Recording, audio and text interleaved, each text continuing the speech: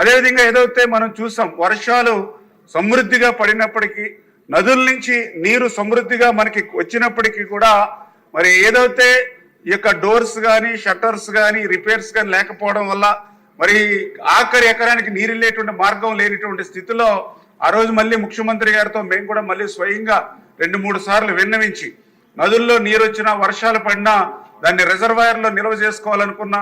ఆఖరి కాలం వరకు నీరు తీసుకెళ్లాలన్నా కూడా అత్యవసరమైన పనులు కూడా మనం చేయకపోతే నీరు ముందుకెళ్లేటువంటి పరిస్థితి లేదు అని అంటే మళ్ళీ చంద్రబాబు నాయుడు గారే ఆ రోజు మరి 2024 10/10న మరి ఆయన కూడా ఆ రోజు 2323 పనులకు 284.03 కోట్లు అత్యవసర పనుల నిమిత్తం నిధులు మంజూరు చేయడం అధ్యక్ష. అందులో గోదావరి డెల్టాకు సంబంధించి 221 పనులకు 64.76 కోట్లు ఇవ్వడం అధ్యక్ష అందారు. అంటే నేను ఎందుకు చెప్తున్నానంటే ఇవన్నీ కూడా మరి మే నెలలో చేసుకోవాల్సిన పనులు గత ప్రభుత్వం చేయకపోవడం వల్ల